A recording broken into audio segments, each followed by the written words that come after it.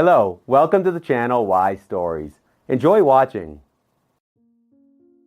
Marlene Prieto was embroidering a picture. It turned out quite beautifully, a warm summer landscape, calm waters, a lake, trees, green grass, all illustrating majestic nature. The woman glanced out the window, and there was the exact same scene. That's why Marlene decided to embroider this particular picture. It had been her hobby for a long time, since her daughter Katerina moved to the city. The woman was already in her 70s, living alone in her ancestral home in the village. Here, it was sunny all summer, and in autumn, the ground was adorned with colorful maple leaves. Everything delighted the eyes, but living alone was boring for Marlene. There used to be neighbors, but now some have passed away, others were taken to the city by their children, and some grandchildren only visited in the summer to sunbathe.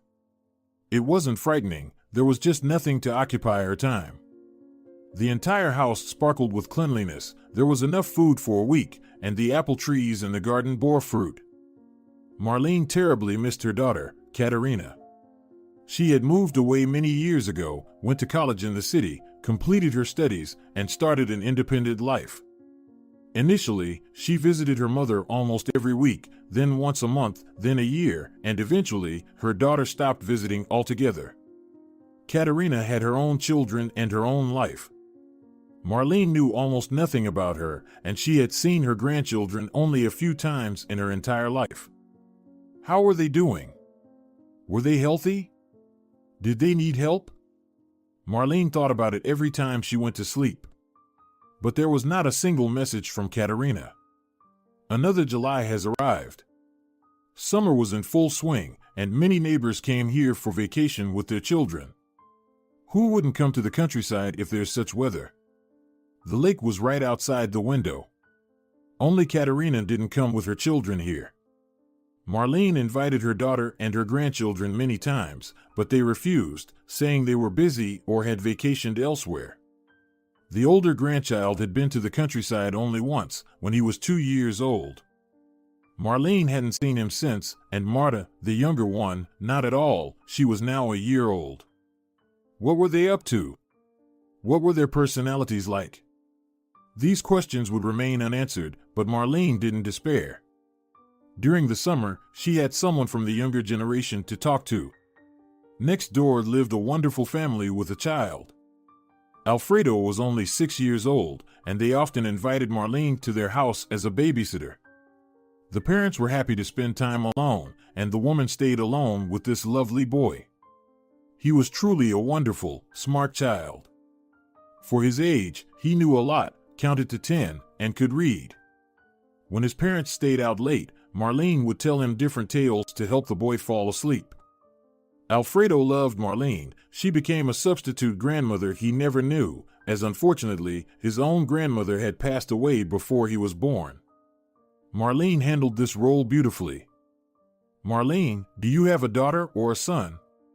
Alfredo once asked this poignant question in the evening when his parents were late again. They were drinking coffee on the porch, where the soft light of a floor lamp shone, and the full moon illuminated them. Fireflies could be seen in the grass. Alfredo often chased after them, trying to catch them in a jar, but all attempts were unsuccessful, and the boy gave up. Marlene looked out the window and pondered. The boy made her doubt again. Did she really have a daughter? They haven't communicated properly in about 10 years. In such a case, could she be considered a daughter? Of course, I have one, the woman calmly replied, smiling. She was rocking in her chair, gazing at the moon, her legs fully wrapped in a blanket. The loud chirping of crickets could be heard. Who? Alfredo persisted. A daughter, her name is Katerina. She's a very kind woman. Why haven't I seen her? She doesn't come here. Why? I don't know why. If I knew, I'd tell you. Maybe I'm just not interesting to her. How can a mom not be interesting? You're too little, Alfredo, but you ask very smart questions. You know, sometimes parents and their children don't understand each other. It's like they live on different planets, so children distance themselves from their parents because they have completely different views on life. I don't understand you, the boy confessed, lowering his gaze. He seemed very upset.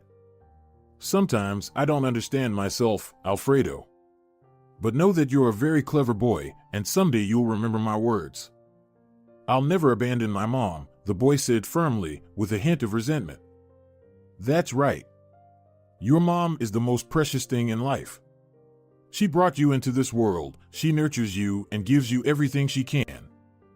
Marlene, Alfredo began and hesitated a bit. I'll never abandon you either. Do you want me to be your child? I'll always be by your side. The woman laughed, and the boy rushed into her arms. Marlene saw a tear rolling down Alfredo's cheek. You're the best son, she encouraged him. The boy smiled in response and then laughed. Half an hour later, his parents came home. They thanked the woman for her services and invited her for coffee, but she declined, saying it was time for her to sleep and for Alfredo too. It was almost 11 p.m., and even in the summer, it's better to maintain some sleep routine. Marlene returned home and immediately laid down in bed. She was very tired. After all, she had been with Alfredo from morning till late evening today. They went to the lake, played in the garden, and afterward, tired, drank coffee. The woman loved such fulfilling days. They gave her a taste of life. She felt young again, although in her 70s, she wasn't at the most active age. Alfredo awakened in her a desire to live. She could dedicate her remaining life to raising this little boy. The next day, the woman, as usual, was spending time with the child. His mother was preparing lunch, and his father had gone fishing, so they once again asked for Marlene's help. However, this time it was no longer a whim of the parents. Alfredo genuinely wanted to spend time with her. Alfredo, is it you again? The woman enthusiastically exclaimed, approaching the boy and hugging him. It's me, Marlene, let's go to the garden. Mom said there's a lot of strawberries there, the boy laughed. With pleasure. In my garden, strawberries are also growing, we can pick some. Later, I'll make jam. When you come to visit me in the winter, we'll indulge in this wonderful treat together. They spent about 20 minutes picking strawberries in Alfredo's yard, and when the last berry was placed in the basket, Marlene suggested gathering some at her place. Of course, it was smaller in size, but strawberry bushes occupied a significant part of the garden. The woman often made jam from the berries. Here she also grew honeysuckle, raspberries, and gooseberries. Suddenly, Marlene noticed that Alfredo kept looking back all the time. It seemed suspicious. What did you see there, Alfredo? The woman asked, gathering berries. Oh, I saw some people there, walking around your house. What if they're bandits? The boy replied, his voice filled with fear. He looked back again. This intrigued and frightened Marlene. She quietly stood up and slowly approached the place where people were gathering. She couldn't see clearly, but she noticed the outline of a woman holding a child nearby. This calmed her down. After all, a woman couldn't do anything terrible, and the neighbors were nearby. Marlene confidently walked towards these uninvited guests. However, as she got closer and recognized a familiar face, she was shocked. It was her daughter, Katerina, with her children. Now the woman has quickened her pace even more. She couldn't believe that all of this was really happening. They hadn't seen each other in 10 years. Katerina? Marlene called out to the woman. Of course, she turned around. She held a baby in her arms and smiled. Mom! Katerina exclaimed and rushed into her mother's arms. It's been so many years. Mom, how happy I am to see you. Katerina, my dear, Marlene rejoiced at her daughter's visit. She was crying with joy. It was all so unexpectedly overwhelming. Alfredo joined them, clearly not understanding who all these people were or what they were doing here. Alfredo, do you remember when I told you about my daughter? So, this is her, Katerina, Marlene explained to the boy. Oh, the one who abandoned you? The boy skeptically asked. Marlene got angry at her impoliteness, saying such things in front of Katerina. What nonsense it was. But then she reminded herself that he was just a little child. They quickly brushed off that comment. As they entered the house, Alfredo got acquainted with Teodoro, and Marlene rushed to boil the kettle. Meanwhile, Katerina was sitting on a chair near the table, cradling her infant close and surveying the house. Nothing has changed here since then, she concluded. The same walls, the same dishes. How pleasant it is to return to childhood. Katerina was watching her mother pour coffee into mugs. The children had already found something to do, examining various wooden figurines. Alfredo was trying to explain something about these creations, but being only 6 years old, it looked quite amusing. A 6-year-old was describing a geometric shape and attempting to make it sound as scientific as possible to a 5-year-old boy. Finally, Marlene served the coffee and sat down at the table across from her daughter. She couldn't take her eyes off her. Katerina had dyed her hair, changed her hairstyle, and even altered her clothing style. She was barely recognizable. "My dear, it's been so long since I last saw you," Marlene said, examining her daughter. "What's new? Any news? Please tell me everything. I can't bear it any longer. We haven't seen each other in 10 years. Can you believe it?" Katerina smiled, took a sip of coffee, and only then began her story. "Well, there's nothing particularly new. Now I live with Acacio, raise the kids, work, and am terribly tired. Did you receive a letter about Katerina's birth?" She pointed to the baby in her arms. "How is it going with Acacio? Everything's good in your marriage, right? You've been together for 5 years, right? Has your ex-husband stopped causing trouble? And how's my Olivia? Oh, I haven't seen her in so long." "Olivia is fine," Katerina smiled. "This year she's finishing university, she's dating someone, and soon she'll make me a grandmother and you a great-grandmother." Olivia was Katerina's eldest daughter from her first husband, while these 2 young ones were born during her second marriage. "Well," her daughter added, "that's not so important.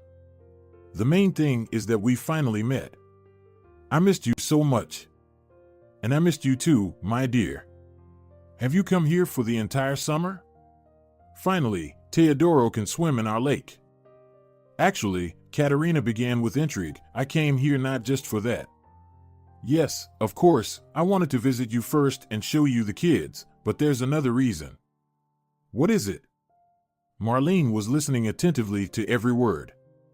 She absorbed each phrase her daughter uttered like a sponge, knowing that she might not hear anything from her daughter for a very long time, or maybe never again. Her time on this earth was limited. "We're facing financial problems. Acacio got cut at work, and I'm on maternity leave. We just don't have enough money." "Money? Oh, of course, dear, I'll lend you some," Marlene said, waving her hand. She stood up from the chair, went to the living room, and began frantically searching for something in the cabinet. Katerina understood what she was looking for and stopped her, saying, "No, Mom, I don't need your money." Marlene turned around, looking at her questioningly. "I don't need your money," Katerina repeated calmly, gesturing for her to come back. Marlene sat down next to her, but now she was confused. She really didn't understand what her daughter wanted. In reality, money is precisely what we need, but not the kind you save, much more than that. And I know another way to get it. But I need your help, Katerina explained. "Well, tell me," her mother replied with interest. "Do you know about child benefits?" "I do." "Then you know that they can give me money for specific expenses, children's education, expensive medical treatment, and so on. Unfortunately, our situation is such that I need to somehow provide for the family. But what the state allocates is non-cash, meaning I can only spend it on something specific. So, recently, my acquaintances suggested to me a way to cash out these funds. It's all perfectly legal, and many people do it." Katerina paused. "Well, go on, don't drag it out," Marlene urged her. She was already terribly curious about what her daughter would say. "I can supposedly buy real estate from relatives. They will give me money for that. Do you get it?" Of course, I won't actually pay you anything, but according to the documents, I will be the owner of this house and will also divide it among my children. Do you want to buy my house? Marlene became nervous. Where would she live then? What would happen to her? Did her own daughter want to kick her out? Yes, Katerina nodded, but don't worry. Of course, the house will still be yours, nothing will change. I don't need it, I need the money the government will provide. And you will continue to live here as you did, just not as the owner on paper. That's all. Marlene started thinking about it. On the one hand, it sounded like a very ingenious scheme, but somewhat fraudulent. What if they were exposed? It worried her. Although, who would be bothered by this? Who needed a house in some forgotten village with an old woman in it? So the woman decided to agree. After all, it's her own daughter, and now she needed help. Moreover, it wasn't complicated, she should have just signed some documents. What difference did it make in whose property the house will be? Especially since it was her own flesh and blood. Well, great. Then let's meet in a week, I'll bring the documents, and we'll get everything sorted, Katerina said cheerfully. They have been sitting for another 10 minutes, chatting about trivial matters, and then her daughter, saying Marta needed to sleep, went to her room, leaving Marlene alone again. Though no, Teodoro and Alfredo were still in the house. Marlene, are you selling the house? The boy asked with horror, approaching the woman. It seemed tears were welling up in his eyes. No, well, yes, but, Marlene began. Are you leaving me? Alfredo asked tearfully, seeming genuinely frightened. No, of course not. I'll stay here, it's just a formality, Marlene reassured the boy, patting his shoulders. In the evening, her daughter and grandchildren left. Surprisingly, they didn't even stay overnight. Marlene was very disappointed and upset, but she kept telling herself that she had a lot of things to do and take care of. A week passed, and there was no news from Katerina. Marlene had already concluded that Katerina had changed her mind and the deal wouldn't happen. But one weekday morning, she received a letter. It stated that she needed to come to the city to complete all the formalities. Marlene was very anxious about this proposition. She hadn't been to the city for a very long time, and now she was old. How would she endure a 3-hour journey, especially standing in a crowded train? But there was no choice, her daughter asked for help, and Marlene couldn't let her down. The next day, she started packing her bag, took her passport, various house documents, and, of course, prepared some food for the road as she didn't know how long she would be there. Alfredo peeked into the house. He was watching the woman's every move attentively. She was looking for some important paper, and when she found it, she exclaimed in joy. Only after that did she notice the boy and feel embarrassed. Alfredo? Marlene said in surprise, packing her things into the bag. Where are you going? The boy asked, approaching her and peering into her bag. I'm going to the city, the woman replied indifferently. No, she didn't want to hurt the child's feelings, but right now, she was making sure not to forget anything. Otherwise, she would have to go back home and start the journey anew, and she definitely didn't want to. The notary was a serious person. If there's a missing document, you might as well leave. And the letter clearly stated what she needed to bring with her. In the end, Marlene decided to just take everything she had. It would be safer. You said you wouldn't leave me, Alfredo said sadly. I'm not leaving you, for God's sake, the woman couldn't hold back. I have things to do, hear me? Even people of my age have businesses. I don't live just for you. The boy stepped back, looking at the woman with horror in his eyes. It was evident that he was ashamed, but at the same time, those words hurt him terribly. He burst into tears and ran away. Only then did Marlene realize what she had done, scaring an innocent boy like that. What kind of person was she? She wanted to catch up with him and explain, but time was pressing. The train was supposed to arrive in an hour. She was already horribly late. The train station was not far, but for a woman of her age, covering that distance was quite challenging. She reached the bus stop, took the right route, and, after arriving, headed towards the train station. There was very little time left, judging by her wristwatch. She almost ran, and as fate would have it, there was a queue at the ticket counter. Marlene, breathing heavily after the run, stood last in line, nervously checking her watch and fidgeting. "Excuse me," she called out to the woman in her 50s ahead of her. The woman turned around. "Could you let me go first? I'm about to miss my train, it's leaving any moment." "Excuse me, why should I do it?" The woman replied. "I might be running late too, but I'm standing in line like everyone else. It's your problem that you haven't arrived on time. I really need this, my daughter is waiting for me in the city. We have to go to the notary," Marlene explained almost pleadingly. "My grandson's waiting for me too, it's his birthday." "I won't let you go first," the stranger insisted. What a horrible person, Marlene thought. Why can't people be more compassionate to each other?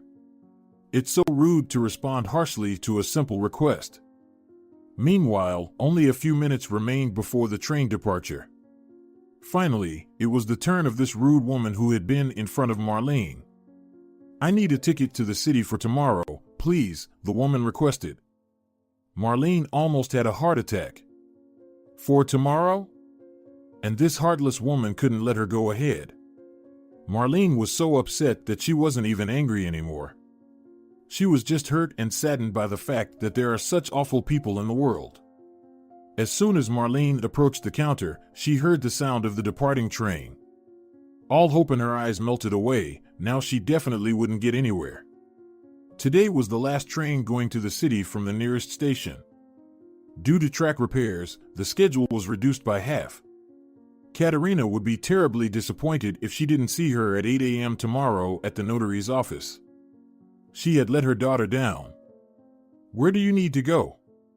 the cashier asked, bringing her out of her thoughts. Marlene looked at him with despair in her eyes. "Nowhere already," she replied in a melancholy voice, trudging back to the bus stop and then home. Now Marlene didn't even know what to do. She didn't have her daughter's phone. Well, she had it somewhere. Katerina left it for her a long time ago. Marlene wrote down the number on a piece of paper, but then she put it somewhere on the desk, and that was it. She never used those mobile phones herself. Why would she need it in the village? They say they're nothing but trouble. If she wanted to send a letter, she could go to the post office again by bus, and she didn't have the strength for that anymore. Why didn't her daughter come for her herself? She had a car, after all.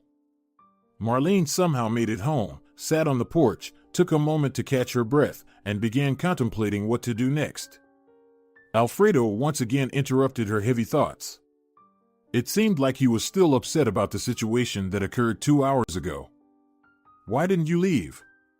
he asked. "I missed the train," Marlene replied gloomily. She wasn't in the mood to engage with the boy. Alfredo approached, sitting next to her on the steps. The porch, once painted green like everything else, had long since lost its paint, making it look abandoned and crooked. Marlene tried not to dwell on how much her home had deteriorated. After her husband's death, who used to take care of everything before his illness, everything gradually fell into disrepair. Oh, why didn't they have a son? He would have helped and fixed things up. "What are you going to do?" Alfredo asked, not letting Marlene distract herself. "I don't know." She turned her head towards the boy. Despite his curious gaze, resentment was still evident in his eyes. "Listen, I'm really sorry. I'm sorry for yelling at you. It's not your fault, I just really wanted to catch the train and messed up. Plus, the people at this station aren't the nicest characters." "People?" the boy asked. "There was this nasty woman who treated me very poorly. Because of her, I missed the only train going to the city." The boy didn't say anything, he just raised an eyebrow, then ran back to his house. Marlene didn't understand the boy's actions. She had apologized, even though he was just a child. Perhaps she hurt him deeply, and he wouldn't forgive her soon. Children are very fragile, and every comment can deeply affect them, and they can carry it into adulthood. Although Marlene understood that it wasn't such a big trauma for the child, surely his parents scold him sometimes too. That's normal. Sometimes children can be very mischievous, and adults often lose their temper with them. But a few minutes later, Alfredo returned. He seemed very excited about something. The boy approached Marlene and said, "You can come with us tonight. Are you going somewhere?" Marlene was surprised. "My parents need to go to the city for some business. They let you come with us. Isn't that great?" Marlene was over the moon. She had offended this child so much, yet he paid her with kindness. "Come here, my wonderful boy," Marlene exclaimed, embracing Alfredo. He gave her a real gift. After a few minutes, they went to his house to talk to his parents. "Good evening, Marlene," the boy's mother greeted. "Alfredo told us about the misfortune that happened to you. We are ready to help. When do you want to leave?" the woman asked. "In an hour already. But you'll have to find your own way back. We'll finish all our business in the morning and head back immediately." "But that's not a problem. It's much easier to buy a ticket in the city," Marlene thanked her neighbor. And so it happened. Soon, they set off. The woman was very pleased that she could travel in a spacious and comfortable car instead of enduring a cramped train ride for 3 hours. They arrived quickly. Marlene gave Katerina's address, and they dropped her off right by her house. She thanked them warmly and promised to stay with Alfredo as long as necessary, although she always did so. Her daughter gave her the address many years ago, and Marlene hoped she still lived there. The woman managed to climb to a high floor using the stairs, as the elevator was not working. She was almost out of breath, hoping that Katerina was at home and would give her something to drink. She felt very uncomfortable. She rang the doorbell. There was no answer for about 3 minutes. Marlene decided to keep ringing persistently. Finally, she heard footsteps. Were they already sleeping? It was only 10 o'clock in the evening. However, when the door opened, the woman was amazed. There wasn't Katerina in front of her. It was a young girl of about 25, with dyed hair and beautiful white locks falling gracefully on her shoulders. She was in a bathrobe, and behind her there was a little toddler, immediately picked up by an unfamiliar man. "Good evening. How can I help you?" the sweet girl asked. She seemed a little tired but tried to be polite. Marlene immediately liked her. But she still didn't understand why this girl was at her daughter's house. "Excuse me, doesn't Katerina Iglesias live here?" Marlene asked in a hoarse voice, still struggling to breathe. "Katerina? She used to live here. Are you her relative?" "I'm her mother," the woman said, and after that phrase, her eyes began to darken and her ears rang. She swayed and leaned against the wall. "Are you okay?" the unfamiliar girl asked, trying to help the uninvited guest. Marlene seemed to be losing consciousness. Then the girl called her husband, and together they led the uninvited guest to the couch, laying her down comfortably. The girl brought a glass of water and sat across from her. After a few minutes, Marlene felt better. She still didn't dare speak and tried to calm herself. "I'm sorry," the woman apologized, taking a sip of water. "The elevator wasn't working, and I have a weak heart."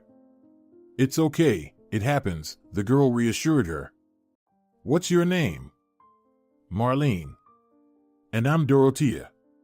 Nice to meet you. You were looking for your daughter, Katerina, right?" "Yes. I had this address written down in my notebook. I've never been to her place, and I rarely come to the city, almost never. I came today urgently, thinking my daughter would meet me and take me in. After all, she invited me to the notary." "To the notary?" Dorothea asked, not out of genuine interest but rather showing politeness and trying to reassure the woman. "Yes, we need to formalize something," Marlene explained, taking another sip of water. "Do you have Katerina's phone number?" Dorothea suddenly asked. "No, I always wrote her letters." I know it's old-fashioned, but I don't understand anything about phones. Wait, what am I saying? Exclaimed the young mother. I have her phone number. I'm afraid to ask where you got it. Well, we bought this apartment from her 2 weeks ago. The price was very attractive because she urgently needed to sell it. I don't know the reasons, but my husband and I decided to take the offer, and we don't regret it. Look at the renovation here. And we're a young family. She didn't tell me that she sold the apartment. She did need money, that's true, but why go to such extremes? She mentioned something about leaving, I don't know where, but it's really urgent, Dorothea replied, scrolling through the contacts on her phone. Ah, here it is, let's call her now. She called her.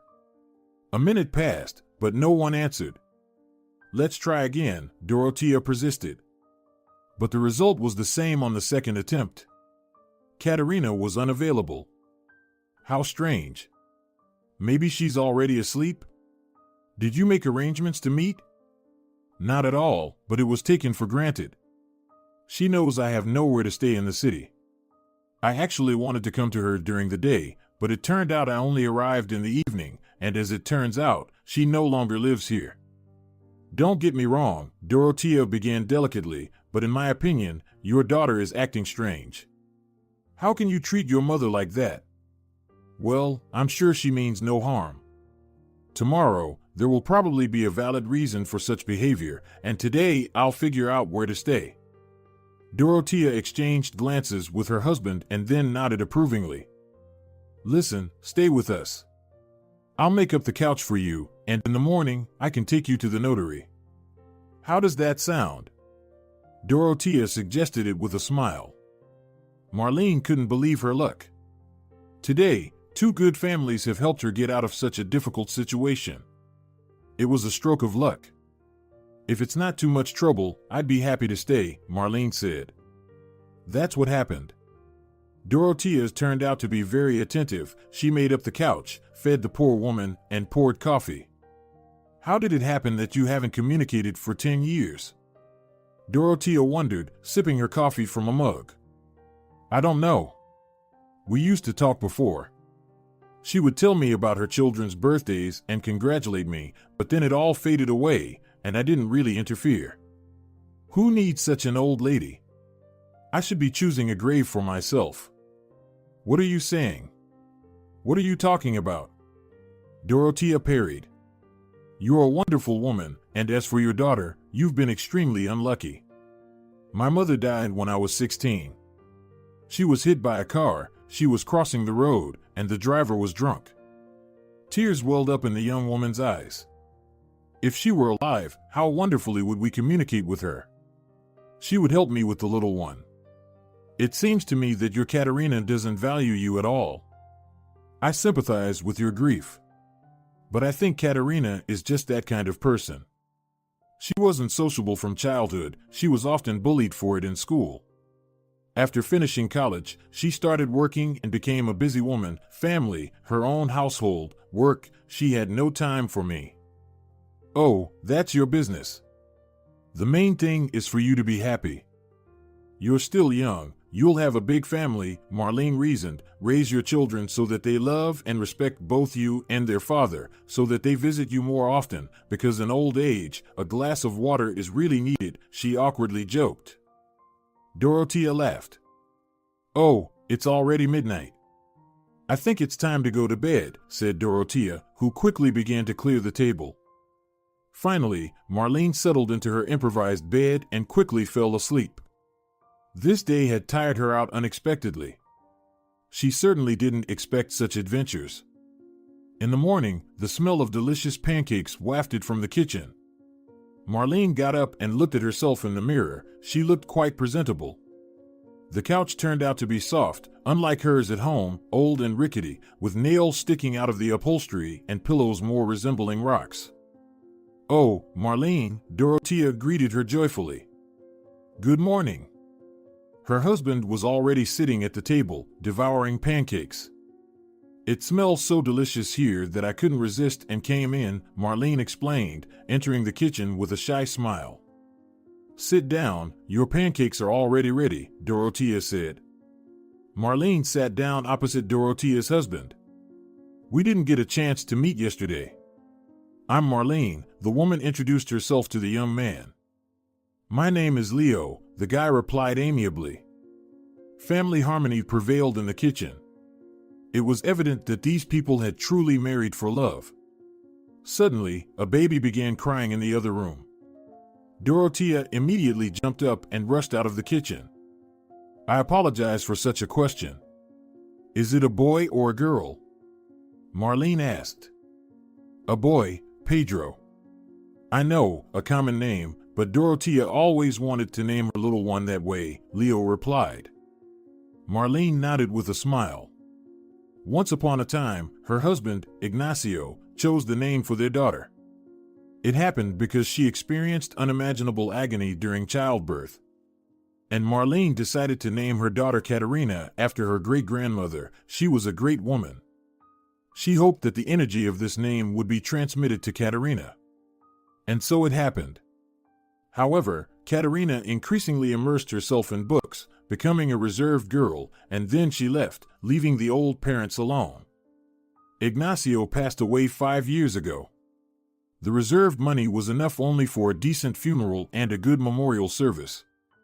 But what saddened Marlene the most was that Caterina didn't even come to her own father's funeral, and she didn't show up to support her grieving mother afterwards. In general, she behaved horribly. But Marlene still loved her. Special people are always a little indifferent to the feelings and needs of others, and she considered her daughter special. Otherwise, how could she have entered college without any money and then settled well in the capital? Not everyone can boast of that. True, now she seemed to be in trouble, but Marlene would help her. It was her duty as a mother. After breakfast, Dorothea went somewhere on business and dropped Marlene off at the notary's office on the way. The woman really hoped that at least the address mentioned in the letter was correct. Leaving the car, she immediately saw a large sign on the building across the street saying notary. She entered the building, went to the right floor, gave her name at the registration desk, and was invited to the waiting area. After a few minutes, Caterina finally appeared. She was dressed in a strict business suit, a black jacket, a light blue blouse, and perfectly pressed trousers. She was holding a brown folder with documents in her hands. As soon as Caterina saw her mother, she immediately sat next to her, silently nodding. It was strange. Usually, people, even when parting for a short time, greet each other. No, apparently, Marlene definitely made some mistakes in her upbringing. Hello, daughter, the mother began. But her daughter immediately interrupted her. Please be quiet, she said sharply. Marlene was even slightly offended. Why is that? She began to get agitated. I want to focus on the upcoming deal. Did you bring all the documents? Yes. Aren't you going to ask where I spent the night yesterday? I'm not interested. How dare you talk to me like this? Marlene switched to a stricter tone. She could get angry when necessary. With such an attitude, you won't get my house, you know. And no money either. Caterina turned to her and forced a smile. Well, Mom, you're right. I'm too rude to you. I'm sorry. That's it, the woman said, waving her hand. Perhaps it's stress. The fear of losing everything affects me a lot. Well, of course, when you urgently sell an apartment, anything can happen, the mother remarked. Caterina got angry at her again. Be quiet. It's better not to talk unnecessarily about deals in this room. Everything can work against you. See those people in uniform over there? They're definitely not standing here for nothing. They're probably checking something. Maybe check if visitors pay taxes. And do you pay? Mom, please. I'll be quiet, okay, Marlene squeaked offendedly. So they have been sitting for about 20 minutes. Caterina was looking at something on her phone, while Marlene, with nothing better to do, was examining everything around her. Everyone was tense, constantly shuffling papers, and nervous. Finally, a large group of lively people came out of the door and headed for the exit. The secretary approached Katerina and Marlene and invited them into the office. They entered and took out their passports and documents. An incredibly strict and dignified man in expensive glasses was sitting at the table. His eyebrows were furrowed. He was examining some papers in front of him. Hearing the newcomers, he looked up. "So, are you Marlene and Katerina?" he asked sternly, studying the women with his gaze. They nodded in agreement. "Please, have a seat." Mother and daughter glanced at each other and sat in the chairs. "Katerina, as I understand it, you intend to buy real estate from Marlene, your mother. Is that correct?" he asked. Katerina nodded. "Let me find out, for what purpose?" the man asked. Marlene already understood that this was the notary himself. "You know, I have 2 little children, not counting my eldest daughter, who is a student. Our family has grown, and we need more space. I live in a small apartment in the city. After the breakup with my husband, I have a 1-room apartment with the kids. Here, please take a look at the documents." Marlene couldn't believe her ears. How well she was lying. So that's why she sold her large apartment in the center a week ago. "Do you live with your husband, or are you a single mother?" the notary asked. "He left the family when I gave birth to our second child," Katerina replied plaintively.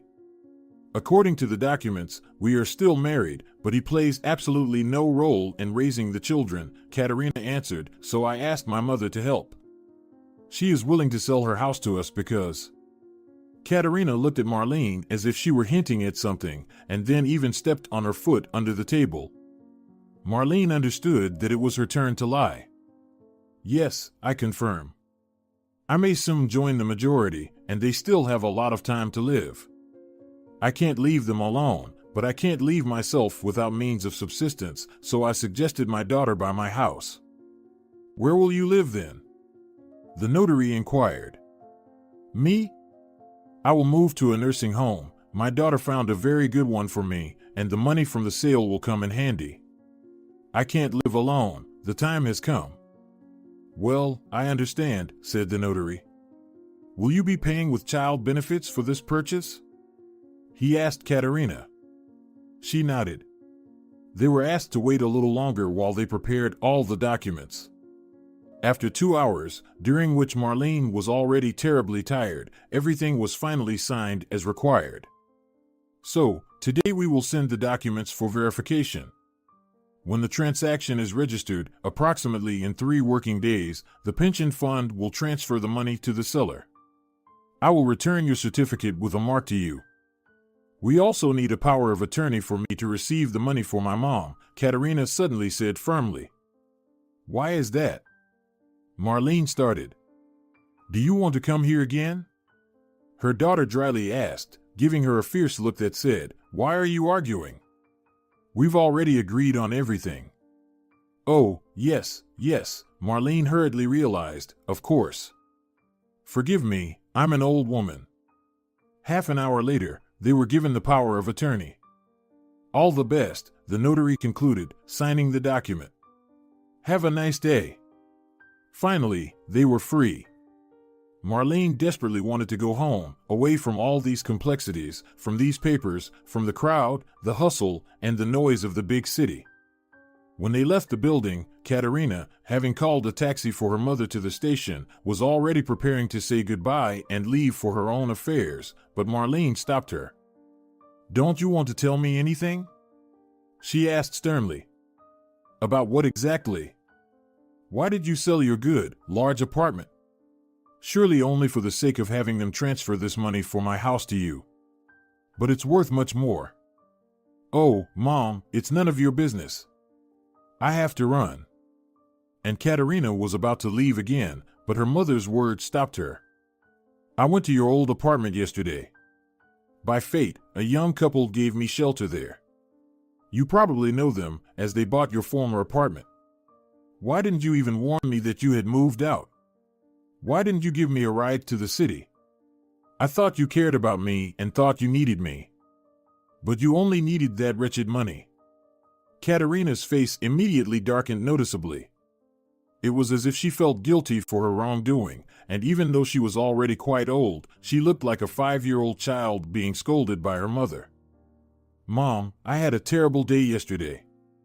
I had a fight with my husband, and Marta got sick and cried all day. I physically couldn't invite you in. We had just moved in, and in that small apartment, there wasn't enough space even for us," the daughter explained. "And I couldn't come to pick you up either. If only you knew how busy I am right now and how overwhelmed I am with solving all these problems." "You made your choice," Marlene shrugged. "But you could have at least warned that you couldn't provide me with a place to stay. I would have come in the morning, but because of you, I bothered the neighbors. They gave me a ride in their car so I could sleep at a stranger's house afterward." "Mom, I'm sorry," Katerina approached and hugged her mother. Marlene immediately melted from these embraces. Her daughter rarely hugged her, and perhaps today, guilt gnawed at her so much that she decided to show affection. "Are you going home now?" Katerina asked. "Do you want me to go with you to the station? If it's not too much trouble." "Mom, what are you saying?" And indeed, Katerina ordered a taxi for her mother, and she herself went with her, drove her to the train station, bought her a ticket in a comfortable seat by the window, and only when she was sure that everything was fine with Marlene did she leave the train. Finally, Marlene felt both needed and loved. She dozed off halfway and almost missed her station. The man sitting next to her woke her up. When she finally reached her home, she sat down on the familiar, worn-out porch again and breathed a sigh of relief. This adventure had dragged on for too long, and she was so glad to find herself at home. As soon as Alfredo saw her from behind the fence, he immediately ran up to her. "Marlene, are you back? Did you finish all your business?" Alfredo shouted in delight. "Yes, dear," the woman replied, stroking the boy's head and tousling his hair. "Today is my mom's birthday. She invited you. Will you come?" Marlene pondered. She looked terrible. She hadn't changed clothes in the last 2 days. "When does she want me to come?" The woman clarified. "At 8 in the evening.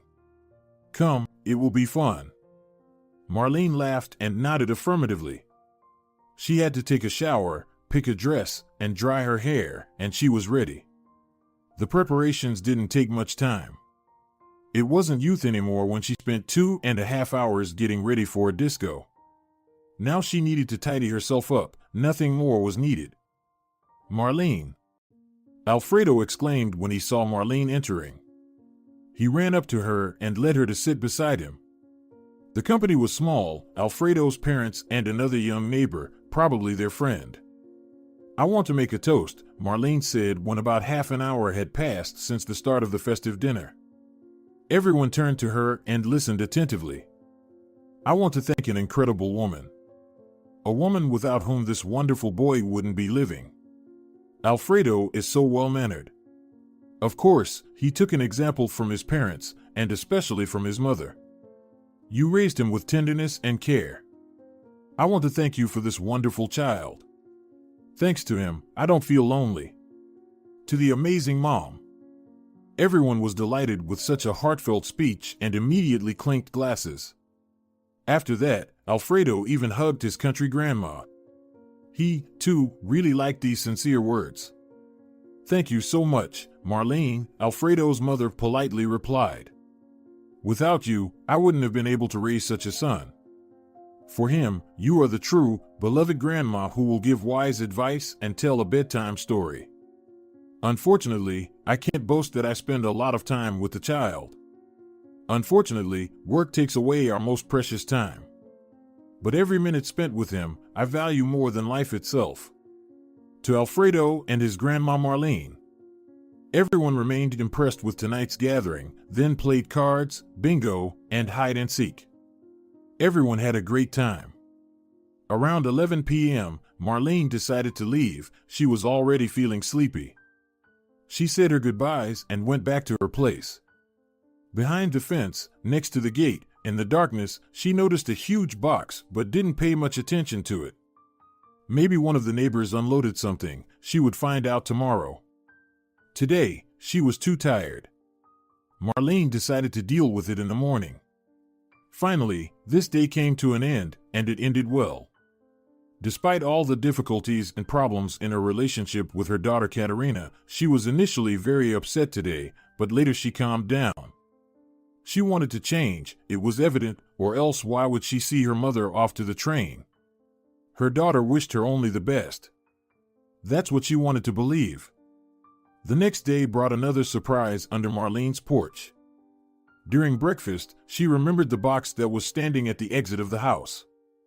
The woman went outside and confirmed that yesterday's enormous box wasn't a dream. Now she could examine it from all sides. On top, there was a sheet with someone's signatures. Marlene put on her glasses, carefully read the document, and understood that it was a warranty for a washing machine. It wasn't hard to guess that it was inside. She found a note right away. "Mommy, this is for you." Marlene smiled and was about to call the neighbors to help drag the box inside, but Alfredo approached from behind and asked about his curiosity. "Marlene, what is this?" Marlene turned around and replied with a smile. "A washing machine. A gift from my daughter," she said. "What does it do?" "Don't you know?" "It washes clothes." After this logical answer, the boy darted somewhere, and the woman began to think about how to drag this machine into the house and stay alive. But she didn't have to think long. Soon Alfredo's dad came to the rescue. Together with another neighbor, he dragged the washing machine into the kitchen, unpacked it, and even connected it to water and electricity. It was now in working order. Marlene thanked him with 2 jars of fresh juice made from garden berries. How caring she is. Marlene thought about her daughter Katerina every time she looked at her splendid gift. Summer was coming to an end. August always brought some disappointment. For many people, these days seemed like the end of a happy life, the end of bright and warm days, and a good daylight regimen. Marlene was no exception. Before the onset of autumn, she always felt melancholic. For Alfredo, the boy she looked after, this time also meant a lot. He was going to the 1st grade this year. He was very scared, and he tried not to think about it, although almost every conversation led to this topic. One day, at around 4 p.m., when the sun had left its zenith in the sky, Alfredo and Marlene were sitting on the porch of the boys' house. During this post-lunch time, there was an inexplicable desire to sleep. The parents were doing something in the garden, and Marlene dozed off while reading a book. "Can I not go to school after all?" the boy asked, looking at his fingers. It was as if he saw some mystery in them. Marlene asked him to repeat the question, so the boy did. "How is that?" "What?" the woman exclaimed. "Are you serious? I understand everything already, and now I have to get up at 6 in the morning every day and go to school. But I can gain knowledge on my own. You have strange thoughts for a 1st grader. You should strive for knowledge. You can't imagine how much more you will learn, and school is not just about studying, it's also about interacting with other kids. You need to find friends." "Why do I need friends? Can't I live on my own? Just imagine what it would be like for me if it weren't for you and your parents. I always need help, and you, as my friend, always help me out. Can't I handle problems on my own?" The little boy persisted. Life is a tricky thing. In general, it really loves surprises. Sometimes they are pleasant, and sometimes they are horrifying. Is life so complicated that you need to study to live? Unfortunately, yes. Life is often unfair to people. Some get everything, others get nothing. There are many people in the world, and some of them have bad intentions. We're not to blame for that, but we have to live with it. You use so many confusing words, Marlene. Alfredo couldn't hold back and pouted. "Well, someday I won't be around anymore, and you'll remember my words." With that, their conversation ended. There was no point in explaining the complex system of the big life to a 7-year-old. He was still too young to understand anything. For him, the world was rainbow-colored and beautiful. In his opinion, there were only kind and caring people in it, but that was not entirely true. And soon, Marlene found this out once again through her own experience. Soon, real autumn arrived. Yellow leaves slowly fell from the trees, and cracked brown chestnuts were scattered everywhere. A spreading chestnut tree grew right in front of Alfredo's parents' house. The air temperature was gradually dropping. Marlene increasingly preferred reading a book at home rather than outside. She asked the local men to chop enough firewood to last until the end of autumn, maybe even through a long winter. Now, almost every day, Marlene was heating her stove. Alfredo had gone to the city, and before that, he tearfully said goodbye to his grandmother. He really didn't want to go to school. The boy was afraid that he would forget about Marlene and would not come here anymore because, in his opinion, childhood was over. But, of course, that was not the case, and Marlene was already looking forward to the next summer to meet her dear boy again. One day in October, Marlene was washing the dishes, and through the window, she saw some unfamiliar people hanging around her house. They were inspecting the facade, occasionally pointing at the house. The window Marlene was looking through was on the side and not visible from the facade. She felt a bit uneasy. Many neighbors had already left, and those who remained were not familiar to her, and she hadn't done anything to them for them to have any grievances. She wiped her hands on her apron and went to the front door. Looking through the peephole, she saw that these people were inexplicably interested in her house and opened the door. They immediately turned their gaze to her. "Good afternoon. Do you need something?" Marlene asked. But when she saw the faces of the familiar family, she almost lost her speech. "Marlene?" the woman exclaimed. "What are you doing here?" It was the same family with whom she stayed overnight in Katerina's former apartment, the family to whom her daughter sold the apartment. And now they were standing right in front of her, not understanding how this woman, whom they once sheltered, could be here. "I live here," Marlene simply replied.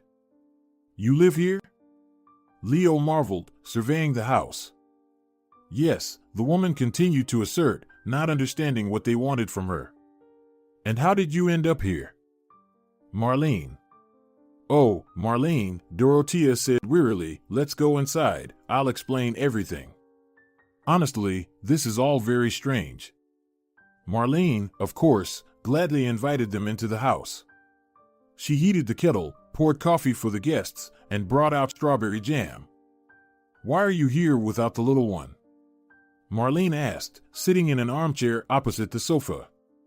"Well, the thing is," Dorothea began. It was evident that she didn't know how to start this conversation. The topic was too complicated for her, and she didn't know how Marlene would react to this news. "Your daughter sold us this house and the land." The girl fell silent and raised her gaze to see the woman's reaction. Marlene paled. At first, her eyes showed confusion, then fear, turning into anger, and then anger turned to despair, and tears streamed from the eyes of the poor woman. "Are you sure?" Marlene was crying. "Maybe she sold you a different plot, and you mistakenly came here." "Unfortunately, no," Dorothea replied with sympathy in her voice. "It's exactly that address. Why did you buy this house if you knew I lived here?" "That's the problem. Katerina assured us that no one had lived here for a long time.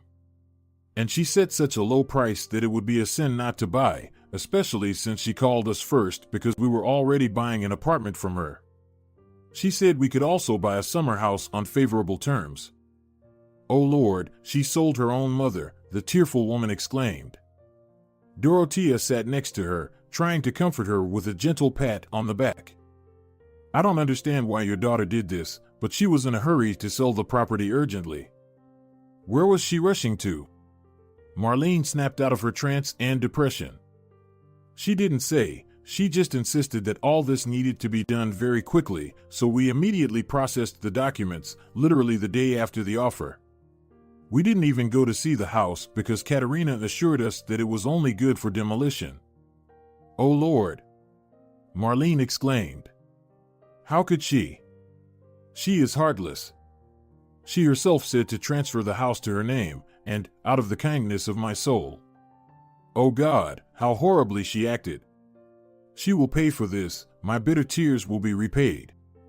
She is my own flesh and blood, but such a scoundrel. I raised her all my life, dressed her, fed her, kissed her little forehead, and here she shows her filial gratitude. I understand your grief, Dorothea said softly, but you also should understand us. We had no idea that someone lived here at all, otherwise we would never have bought your house. Oh, what sorrow, the woman tortured herself. Where will I, the old lady, go now? Wander the world? Lord, what will happen now? Well, hold on, Dorothea comforted her. No one is kicking you out of here. Yes, Leo? She turned to her husband, seeking support. He nodded in agreement. We are planning to come here only for the summer and weekends. Are you not joking? Is it true? The woman looked at her with hope in her eyes. Of course, this is rightfully your home. You have been living here your whole life. It doesn't matter who the owner is. I am sure we will be friends with you, Dorothea reassured her. She hugged Marlene tightly, and gradually, Marlene began to calm down. Everything happened as Dorothea had said. They indeed became friends. The family came the next weekend. Marlene gave them her room with a double bed, and she moved to Katerina's former room. Being there was even more unpleasant after her daughter's deed. Katerina herself didn't respond to calls or letters. The number was unavailable at any time they tried to reach her. It seemed the washing machine was her peculiar farewell gift. Please, come to the table, Marlene called the family, placing soup on the table. She had cooked an amazing soup that all household members appreciated. Marlene, Leo, and I wanted to propose something to you, Dorothea announced. We noticed that instead of gas heating, you have an old stove. It's dangerous, there could be a fire. Moreover, at your age, it's not suitable to heat the stove every day. And the rooms are quite damp, one stove doesn't heat the whole house properly. Of course, Marlene agreed absent-mindedly. My little house is already not in the best condition, but what can I do? So here's the thing, Dorothea continued. We decided to install gas, put in radiators, and, in general, renovate the house to make it look more modern and be more comfortable to live in. What do you think about it? I'm all for it, Dorothea. I'll even help with money. My pension is not big, but... No need, Leo smiled. We'll handle the expenses ourselves. They came to an agreement. Already from the next weekend, Leo brought workers to the house. They installed radiators, laid pipes, and soon brought gas to the house. Life began to improve. Marlene helped the family as much as she could, cooking, cleaning. Her life now somewhat resembled the fate of a servant, but she didn't feel it, as she had always been bored alone. Now she had a semblance of a family that needed her support. As the young mother was busy with the child, repairs, and some remote work, she constantly did something on her laptop. And Marlene was happy to prepare pastries, bake, make coffee, and set the table for everyone. The feeling that she could be useful again brought her incredible joy.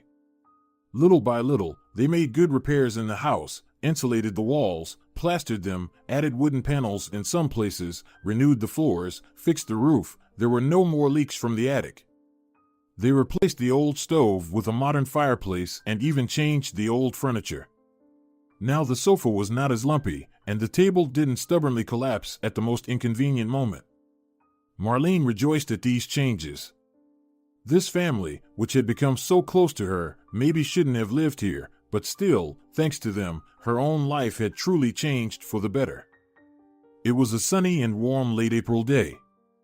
Flowers were blooming in the garden, and on one of these spring days, it was Marlene's birthday.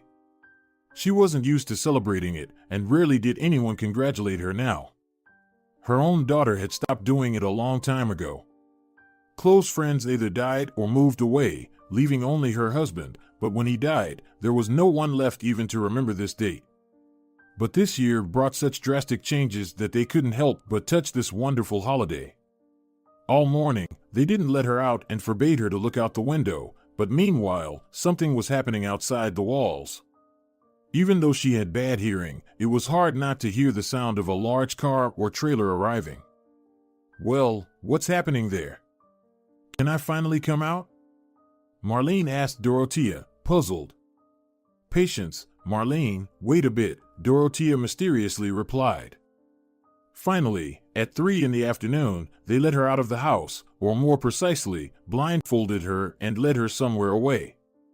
When Marlene smelled the sharp scent of fresh wood, she began to guess the surprise. When they finally uncovered her eyes, she almost screamed with joy, like a 5-year-old child. Before her, there was a real little house with carved shutters. Even the staircase railings were beautifully decorated with various patterns, and the red-tiled roof was glistening in the sunlight.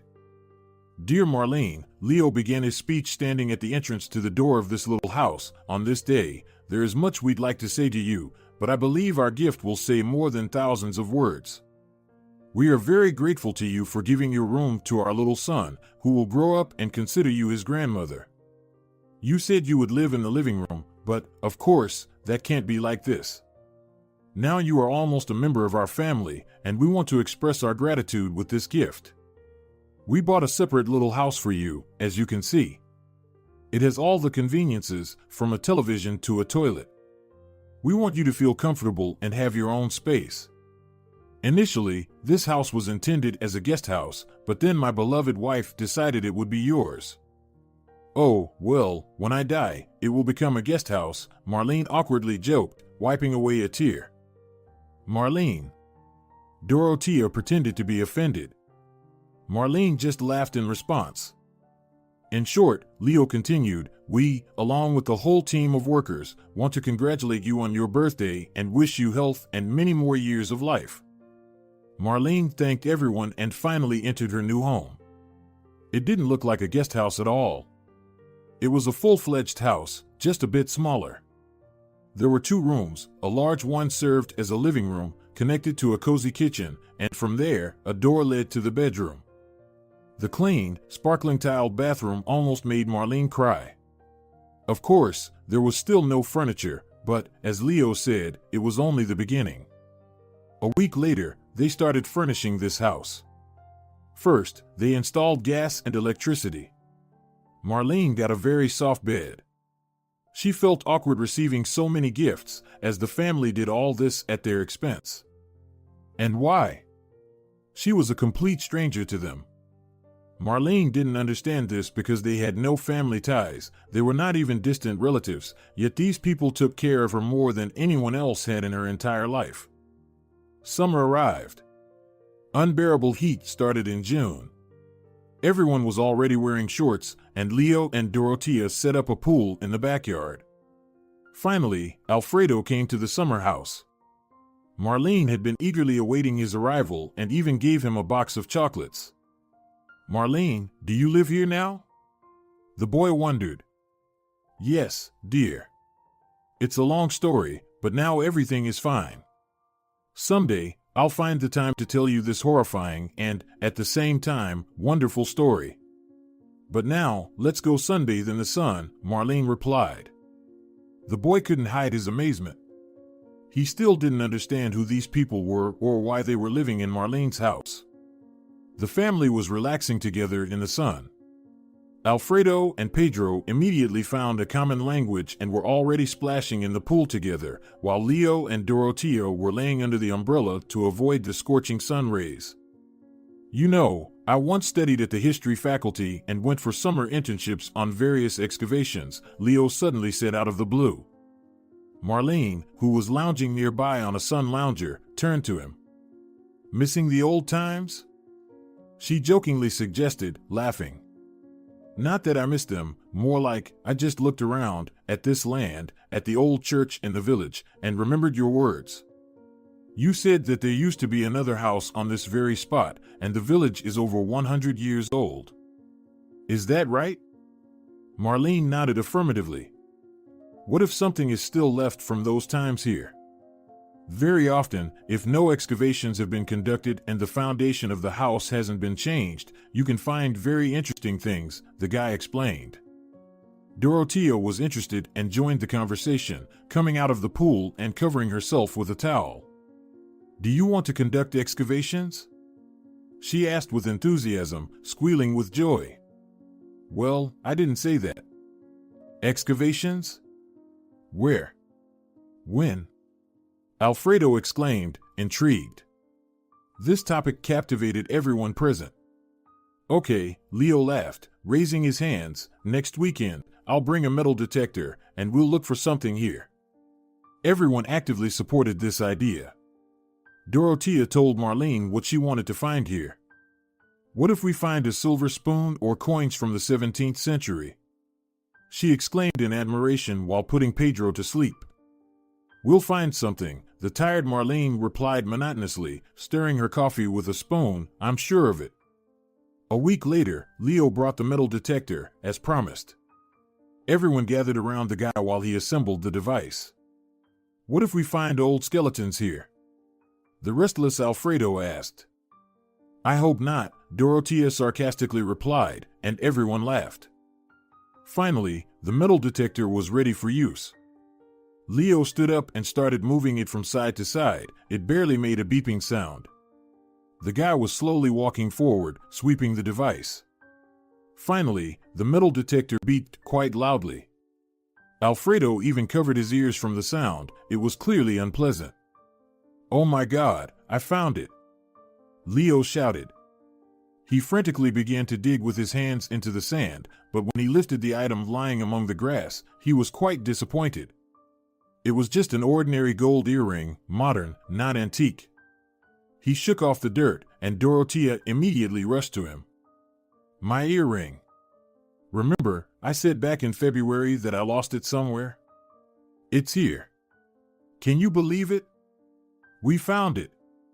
The girl exclaimed in admiration. Well, at least someone found joy in this discovery. Leo didn't give up and continued to search. From time to time, he found rusty nails or a broken lead spoon, but there were no treasures in sight. The guy was about to call it a day, and everyone was quite tired, but suddenly, the metal detector beeped in a completely unexpected place, near an old shed. There, Leo found no earrings or nails. Everything was clear. They needed to go into the shed, but the problem was that it was locked. Marlene, do you have the keys to this shed? The guy asked the woman. I'm afraid to disappoint you. They should be somewhere, but it will take a long time to search, Marlene replied sadly. In that case, we'll break in, said Leo. He brought a real crowbar from the house and easily opened the lock. It turned out to be very weak, and the boards literally crumbled in his hands. Apparently, this shed, like the house on the old foundation, was many years old. When they entered, the metal detector beeped again. It beeped very loudly.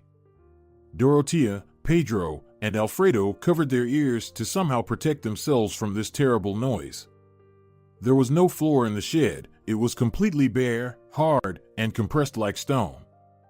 Looks like we need a sturdy shovel, Leo informed me and went searching for the right tool again. Marlene, do you think there's something worthwhile in there? Dorothea asked the woman. I really hope so, because finding out will require quite a lot of effort, she remarked. After 5 minutes, the guy returned with a huge shovel. He ran the metal detector over the presumed treasure location again. The device beeped again, meaning they had to act. The soil resisted the shovel for a long time. It was horribly hard, but eventually Leo started digging. These excavations took several days. The family, except for the diligent treasure hunter, laughed and teased Leo to stop doing nonsense. He made a lot of effort. What if he found another rusty lock? One day, the family, excluding the enthusiastic treasure hunter, was sitting at the kitchen table, drinking coffee. Alfredo, who came to visit Pedro, was telling about his new school friend. I hope Roberto is a good boy, Marlene remarked. Of course, Alfredo replied, we're building a model airplane together. Suddenly, they heard a scream from the backyard. Oh my God! Lord! Leo yelled. Everyone exchanged glances and rushed to the scene. Leo, are you okay? Dorothea shouted, reaching the shed. Dorothea, Marlene, come here quickly, the guy continued to shout. When everyone arrived and approached, what they saw struck them to the core. At the bottom of a wide pit, almost 1.5 meters deep, the lid of a large wooden chest secured with iron strips was visible. Leo shone a flashlight into the pit and couldn't believe his eyes. "What is this?" His wife wondered. "It's a chest. A real, damn it, old chest. We need to get it out of there." So Leo did. The final excavations took another couple of days. Alfredo's father helped to get it out. Everyone, including the household and neighbors, was standing around, scrutinizing this amazing find. The chest had a thick chain with an amber lock, and unlike the lock on the shed, this one didn't fall apart. It was very sturdy, albeit rusty, as if it were made of cast iron. The wood, on the other hand, had cracked but not swollen. The chest seemed very strong. "Dorothea, bring bolt cutters," the guy said to his wife. In just 3 minutes, they cut through the old chain. Now, the task was almost done, to open the coveted chest and find out what was inside. At that moment, everyone froze. Each wanted to know what secret was stored in this ancient artifact, but it was also frightening. What if there was something very scary inside? Nevertheless, they decided to take the risk. Leo took hold of the lid and opened the chest. The contents literally dazzled everyone. "My goodness!" Marlene exclaimed in amazement. The chest contained numerous gold ornaments, though somewhat dulled by time, and beneath them were real gold and old coins. Everyone was in shock. No one understood where this chest came from or how it got here. It was clear that these treasures carried not only monetary value but also historical significance. They dragged the chest into the house and, late in the evening, held a council to decide what to do with it. Dorothea, Leo, and Marlene were sitting at the table. "We need to call the police," Leo said after a long silence. "Why on earth?" Dorothea objected. "These treasures are rightfully ours. We won't give them to anyone. This is our treasure. Don't you want to provide a happy life for our child?" "Our child is already living quite decently," her husband calmly replied, "and concealing this treasure will result in a fine, and a very large one." "Leo, darling," Dorothea pleaded with him, "come on, let's at least take a week to think and decide what to do with this. Maybe someone can give us advice." "Who will give us advice?" "What advice? Since you're planning to hide this treasure, who are you going to tell? What about the neighbors?" "They already know." Dorothea fell silent.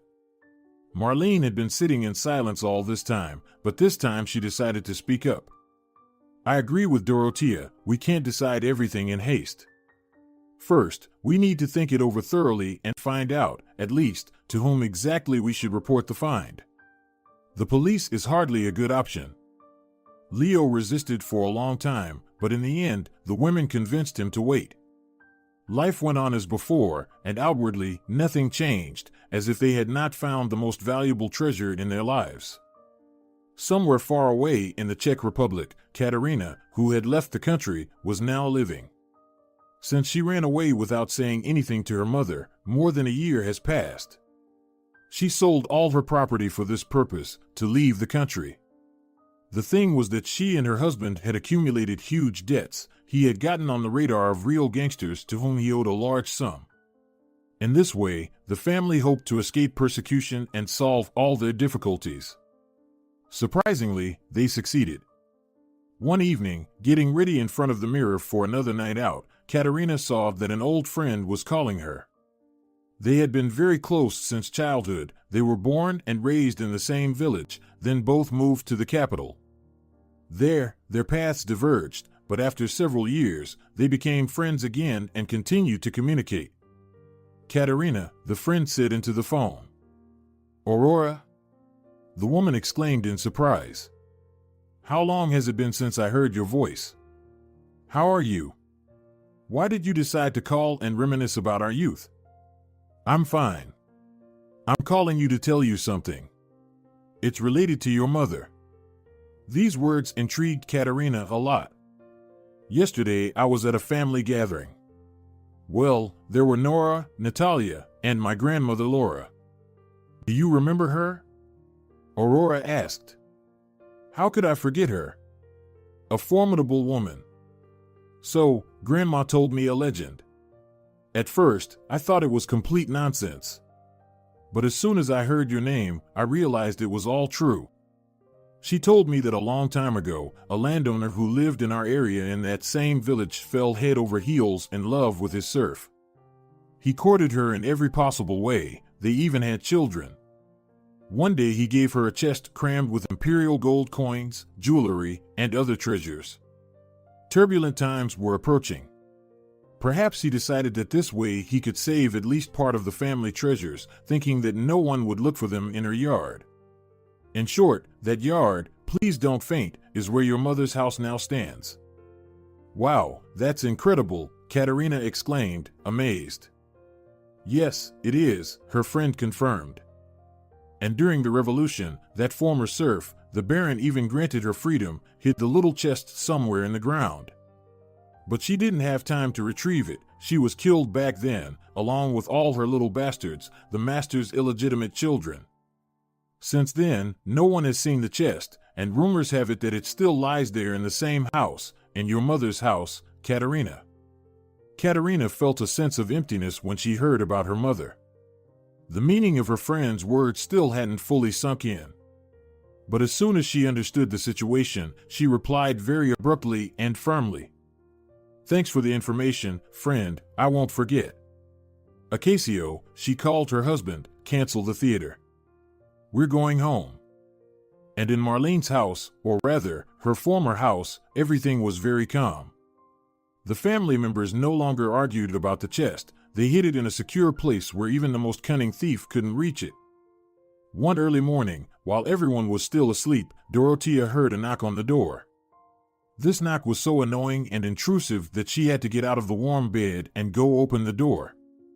She did not expect to see Katerina behind the door.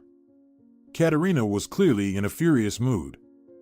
Well, hello, the former mistress greeted haughtily. Hello, Katerina. Why are you here? Dorothea began, but was interrupted by this rude woman. I'll be the one asking the questions, she said, and, rudely pushing Dorothea aside, she entered the house. She examined it for a long time and then asked just as harshly, Where's my mother? Marlene? Well, she. Did you evict her? How dare you? Katerina shouted. You won't even let me speak. Dorothea couldn't take it anymore. Marlene lives in a new house that we built for her. And you didn't get in touch for a whole year.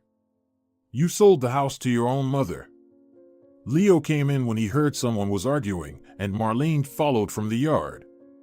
No one expected to see Katerina here. Katerina? Marlene was surprised. There was anger in her eyes. Mom, I'm so glad to see you. Katerina immediately switched to another guise and approached her mother to hug her, but Marlene rejected it. Her mother forcefully pushed her daughter away and spoke with terrible resentment. You're no longer my daughter. Why are you saying such things? Are you out of your mind? You left me here alone, and then you sold everything I had. And I trusted you and loved you. You're just a con artist. How dare you? Katerina protested and was about to strike her own mother, but Leo placed a heavy hand on her shoulder. Katerina, he began sternly, you are not welcome here. I declare this purchase and sale agreement invalid. Say goodbye to this house, Katerina retorted, and with her head held high, she left. Everyone was left with a bitter aftertaste from this unexpected visit by a guest from the past. They all gathered in the living room and started thinking about what to do next. I think she wasn't joking about canceling the deal, Dorothea said fearfully. I believe she's just trying to intimidate us, Marlene said. She looked very arrogant, Leo noted. And the main question, why does she need all this? Dorothea pondered, supporting her head with her hand. She appeared out of nowhere, attacked us, and started a scandal. Why? Only God knows where she's been all this time and what's on her mind, Leo added. But most importantly, we mustn't tell her about the treasure. In no way should she know that we found something here. Marlene, do you understand? She's no longer my daughter, and she won't find out anything, I guarantee you that, Marlene firmly replied. She was truly confident in her decision. Katerina not only undermined trust, but also betrayed her mother, thus destroying everything Marlene had so fervently wanted to save. She didn't need these warm relationships, she didn't need a mother. She had become a cruel and cynical person. It was unclear where she had acquired such cynicism and indifference, but now she was definitely not Marlene's daughter. She was no longer that little, naive girl whom Marlene had once loved. 2 days passed after this unexpected visit. Marlene was walking with Alfredo, discussing school with him, when the boy asked a question completely unrelated to the topic. Marlene, will you give me the gold coins from that treasure? Sorry, I don't understand, the woman replied. Well, I helped you search for the treasure. Don't I deserve a reward? Alfredo, I'm sorry, but this money doesn't belong to you. Then who do they belong to? The boy suddenly raised his voice. To you and your new family? Do you no longer need me? Friends don't treat each other this way. Alfredo, you've misunderstood everything. The boy abruptly released Marlene's hand, stopped, and looked at her with an angry and hurt expression. You're a bad friend, he said, turned around, and ran back to his house. Marlene was left alone. She couldn't understand why Alfredo was upset with her. He was already 7 years old. Shouldn't he have been taught not to take things that didn't belong to him? Feeling dreadful, she returned home. Alfredo was nowhere to be seen. It seemed he was sulking at home. She entered the large house where Dorothea and Leo were having dinner and discussing something animatedly. She didn't want to intrude on their family's bliss. Marlene was about to leave quietly, but the couple noticed her. Marlene, where are you going? Join us, the man invited her. I'm sorry, I didn't mean to disturb you, explained the disheartened woman, approaching the table where the young couple was seated. Oh, no, quite the opposite. We actually wanted to ask you for a favor, Dorothea said. Leo and I want to go for a short walk, and we have no one to leave Pedro with. Could you?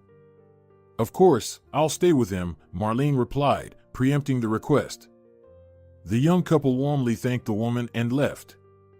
How wonderful it is here! Dorothea exclaimed, slowly walking arm in arm with her husband. Suddenly, she noticed a small figure by the lake.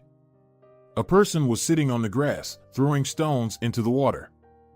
Dorothea recognized Alfredo. What was he doing by the lake so late in the evening? Where were his parents? Dorothea was about to go and ask the boy what had happened and why he was wandering alone so late, but suddenly, a dark female figure approached him. Leo and Dorothea hid behind the bushes, ready to intervene and protect Alfredo if necessary, but it wasn't required yet. They recognized the woman as Katerina and decided to eavesdrop on the emerging conversation. Hey, kid, hi. Are you alone here? Katerina asked, sitting down next to Alfredo. He was still angry and didn't respond immediately. Not alone anymore, he finally replied gruffly. It's not safe for such a little boy to come to the lake so late. Who knows, maybe mermaids will drag you in, Katerina said ironically. Mermaids don't exist. It's just a legend. What if it's not a legend but the truth? People don't believe in them just because they've never seen them. Legends exist to scare little children, but I'm already grown up, and I know where the truth is and where the lies are, Alfredo insisted. Well, I don't think my legend will scare you away. And what's even better is that this story isn't made up. What story? The boy asked with interest. Are you sure you want to know? Katerina teased him. Of course. Well, then, listen. Many years ago, ordinary people lived in this village. They were engaged in agriculture and were very poor. But one day, a wealthy landowner came here and fell in love with one of the peasant girls. He gave her a chest with numerous jewels as a sign of his fidelity and love. However, this poor girl was so afraid that the treasures would be stolen that she buried them in the barn. She didn't even have a chance to try on those beautiful jewels. She was brutally killed by terrible people. And where's the truth in all of this? Alfredo persisted. The truth lies in the fact that this girl lived where Marlene's house stands today. She's not my real grandmother, the boy admitted sadly. I know. I accidentally overheard your conversation when you were walking. She behaved horribly, but the worst part is that she doesn't want to share this wealth with anyone.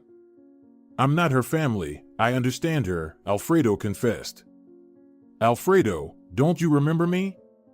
Katerina asked. The boy was trying to look closer at her face, but the darkness concealed all features. She took out her phone and illuminated it with a flashlight. Are you Katerina? Marlene's daughter? Alfredo exclaimed, so loudly that Katerina hushed him. Quiet, quiet, no one should know about our conversation. After all, you wouldn't want all the money to go to unworthy people who have settled in Marlene's house? Of course, I wouldn't. She's my friend, not theirs. That's why I propose a deal to you, Katerina enthusiastically announced. A deal? What's that? It's an agreement between you and me. You tell me something, and in return, I give you half of this treasure. What can I tell you? The boy asked with interest. You know where they hid this chest, don't you? Actually, no one told me, Alfredo began hesitantly. But one day, I was playing with Pedro, and we accidentally kicked the ball to the second floor. In the bathroom of Dorotea and Leo, there was that chest. They put it in a huge laundry basket that day. It was open, and I saw it there. Excellent. Then it's a deal. You gave me information, now wait for your reward. There's just one condition. What is it? Don't tell anyone about our conversation, or it won't work out. They shook hands, and a very content Alfredo went home. Katerina also wanted to leave, but heard some rustling in the nearby bushes. She approached closer, listened, but saw nothing. It seemed so, she said, and left. When Dorotea and Leo made sure that no one else was on the lake, they breathed a sigh of relief. Dorotea still tried not to breathe. What the hell was that? Leo finally snapped, infuriated by what had just happened. Can't you see? They used a little boy for their selfish purposes, and he, being naive, believed it all. So, she's planning to steal the treasures from us? Her husband insisted. Yes, Leo. We need to urgently go home and tell Marlene everything. And they rushed home, finding Marlene gently rocking the child. She looked at their alarmed faces with confusion. The couple was in a state of panic. What happened? The woman asked in surprise, covering the child with a blanket. He finally fell asleep. Dorotea and Leo recounted everything they had seen and heard. Marlene nearly had a heart attack. She understood that her daughter was quite a character, but not to this extent. They discussed everything for a long time and tried to come up with a plan. In the end, Leo spoke up. Okay, that's it. I have a plan. They didn't know when the robbery was supposed to happen, but something told them that Katerina wouldn't delay it. And they were right. The next night, they noticed her crawling in camouflage near their house.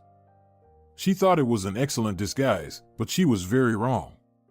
In the evening, all family members took their positions. Katerina snuck into their house through an open window, thinking it was the owner's carelessness. However, even this detail was well thought out by them. Everything was done to lure her into a trap. The woman believed the naive Alfredo and went into the bathroom, although she turned out to be no less naive than the boy. The bathroom was located opposite some doors, and she assumed it was someone's bedroom. It might be Leo and Dorotea's room, so the woman stealthily crept into the bathroom and started looking for a large laundry basket. She didn't have to search for long. But what fools, thought Katerina, to hide such valuable things so carelessly. Suddenly, she heard a sound in the corridor, as if something not very heavy had fallen. She turned around, listened, but didn't see anyone, so she returned to her business. Carefully and silently, she pulled out the box with jewels. Not as big as they claimed, she thought, but upon opening it, she realized how bad it was. This chest was a fake. It contained only children's trinkets. She almost screamed in disappointment. Then the bathroom door slammed shut behind her, and she heard footsteps and shouts, "Call the police, she's trapped." Katerina tried to open the door, but it seemed they had wedged something like a mop into the handle, blocking the passage. And Katerina was indeed trapped. There were no windows in the bathroom, and there was nowhere to escape. She realized that this was a real defeat. She had nothing left but to wait for the police to arrive. The door opened half an hour later. During this time, no one spoke to her, and she couldn't hear any conversations outside. Everyone spoke in whispers. It infuriated her tremendously. As soon as the door opened, a burly man in a police uniform greeted her. He immediately ordered her to turn around. She didn't resist, and she complied. Handcuffs were placed on her wrists. The man uttered the most cliché phrase she had heard a million times in movies. "You're under arrest. You have the right to remain silent. Come with me." As she walked out of the bathroom, she made eye contact with Dorothea. She was beaming with joy at the fact that their plan had succeeded. Katerina, on the other hand, was terribly angry. She didn't expect these people to be so resourceful. And the plan was very simple. Leo and Dorothea stayed in their bedroom until Marlene, who was standing in the adjacent toilet, closed the door, signaling by stomping her foot. Immediately, Leo burst out of the room and slammed the door to the bathroom. The plan worked out. Katerina was put into a barred car, and the family followed. They were all heading to the police station. "Why did you break into someone else's house?" asked a serious man in the interrogation room. Katerina had never been in such a room. To some extent, she was even curious about how these things were done in another situation, of course.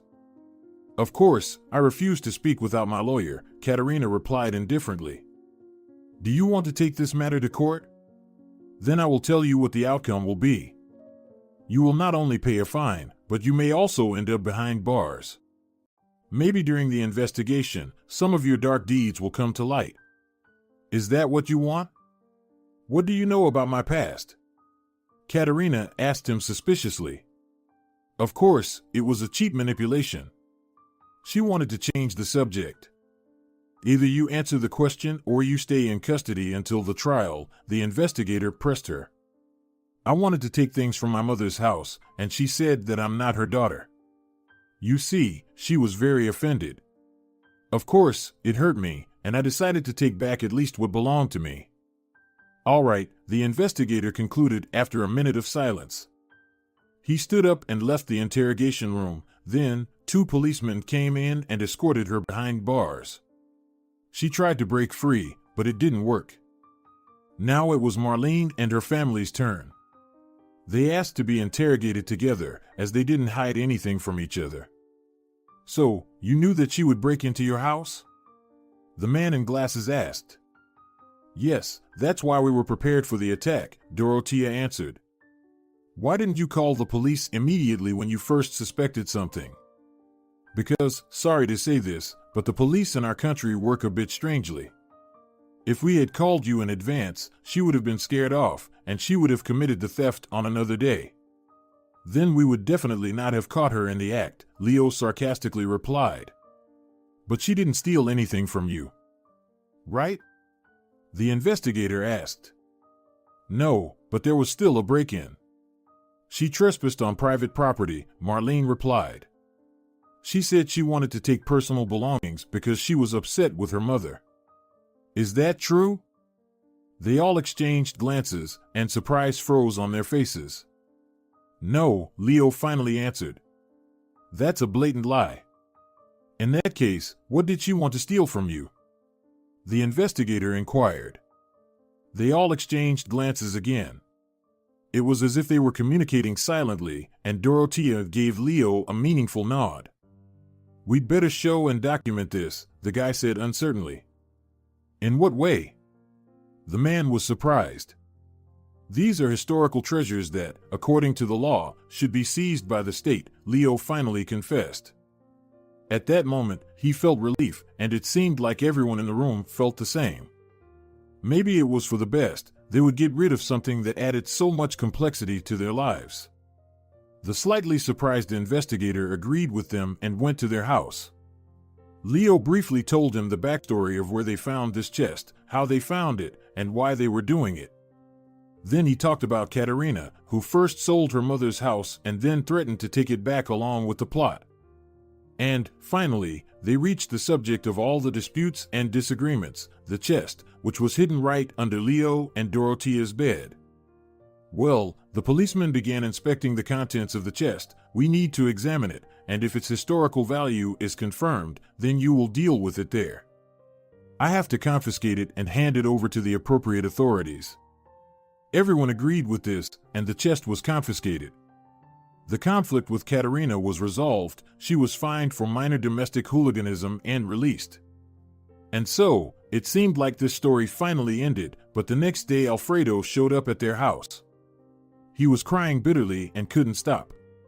Marlene tried to comfort the poor boy for a long time, not understanding what had upset him so much. She treated him to various candies and gave him coffee. Finally, Alfredo managed to calm down a bit and tell what had been bothering him. "I'm sorry, Grandma Marlene," he cried on her lap. "Forgive me. I am so guilty." "What are you talking about? What are you sorry for?" The woman reassured him. "I told your bad daughter where you hide that cursed chest. All the troubles because of it. But we've already settled everything, sunshine." "Alfredo, what's wrong?" "I'm so guilty. I quarreled with you and betrayed you right away.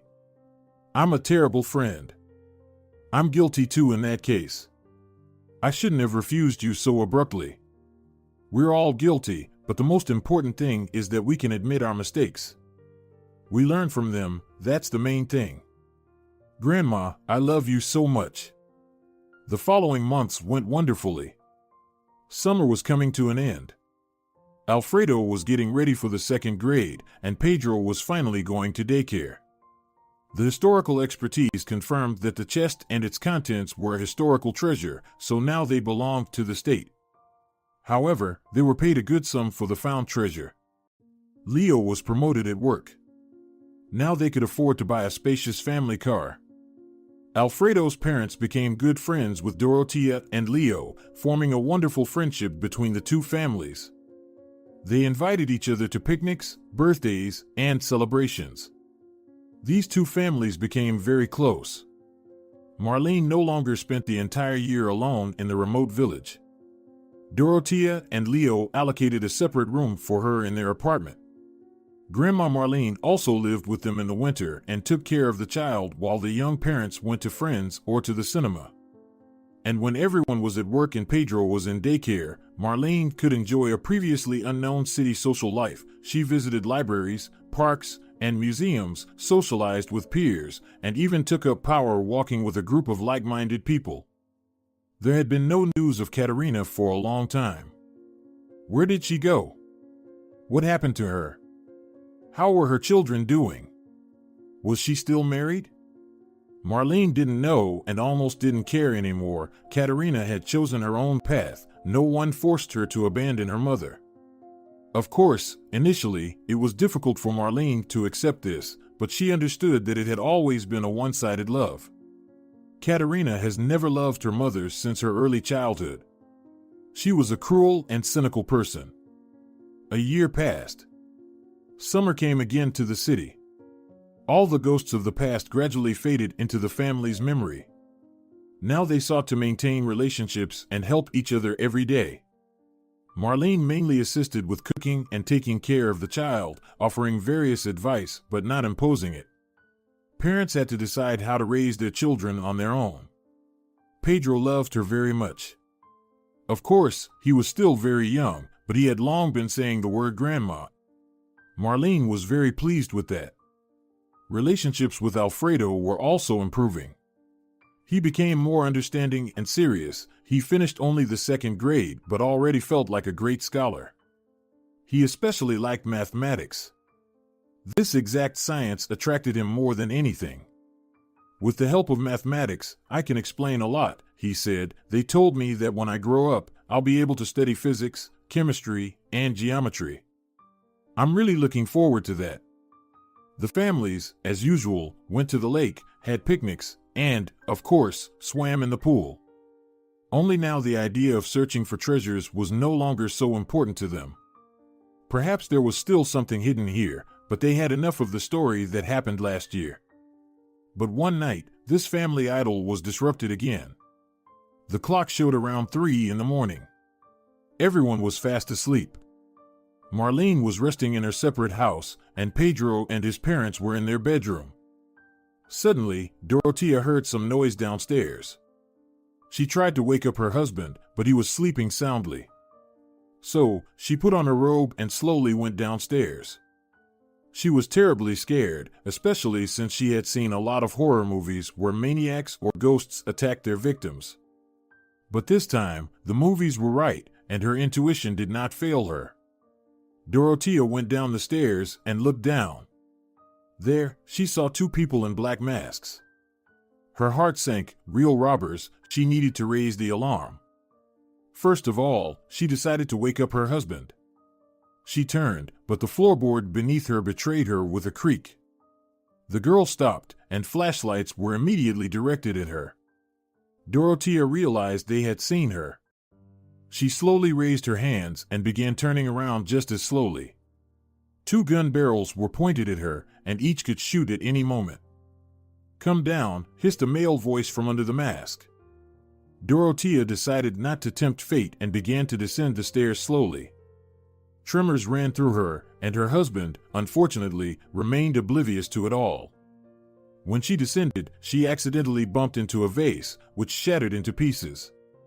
It was supposed to make a noise and attract Leo's attention. But there was only silence from all sides. The masked robber took a wooden chair and placed it in the center of the room. "Sit down," he ordered. The girl obeyed. As soon as she sat down, he forcefully pressed her against the back of the chair, and his partner started tying Dorothea with a rope. "Where's your husband?" the rough voice asked again. In the bedroom on the 2nd floor, Dorothea squeaked quietly, like a mouse. After these words, her mouth was taped shut. She tried to say something else, but now only incoherent sounds came out. She cried out of despair and didn't know what to do. Meanwhile, the robber went upstairs and forcefully pulled Leo off the bed. The guy was still sleepy, so he didn't immediately realize what was happening, but the thief didn't want to take any risks. He immediately knocked the homeowner out with a heavy butt of a gun. Leo collapsed to the floor. The muscular robber in the mask easily lifted the guy and laid him over his shoulder. He brought him downstairs and seated him next to the girl, who was wriggling and trying to escape. Their chairs were tied in such a way that only their backs touched. They couldn't even look at each other. After about 5 minutes, Leo came to his senses, although there was no longer any point in that. He was as immobilized as Dorothea, with his mouth taped shut. "Well, finally, you both woke up," said a familiar female voice. Dorothea couldn't understand where she had heard it, but when the woman took off her mask, everything fell into place. It was Katerina again. Her partner didn't bother removing the mask, probably not wanting to reveal his identity. "Tell me where the chest is," she ordered the 2, indifferent, while pointing the gun at them. Dorothea just mumbled. Katerina thought she wanted to say something, so she signaled her partner to remove the tape. But instead of revealing the location of the treasure, Dorothea blurted out, "You'll burn in hell, you monster."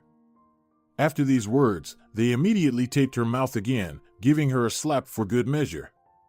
"Now, you," Katerina interrogated Leo, circling around him, "do you also have something clever to say, like your wife?" He shook his head from side to side, trying to free himself. "So, you're all going to remain silent. Am I right?" Katerina asked rhetorically in a disdainful tone. "Well, then I'll have to motivate you in other ways." She nodded to her accomplice, and he went upstairs. Dorothea immediately guessed why he went there, or rather, who he went after. She began to struggle, break free, and shake the chair, but it was all in vain. When Katerina's partner returned with their son, Dorothea almost lost consciousness. Tears streamed from her eyes. The robber held her son by the hand, and he swayed in and out of sleep, constantly on the verge of falling. The man sat him on the couch. Thankfully, Pedro was too sleepy to understand what was happening.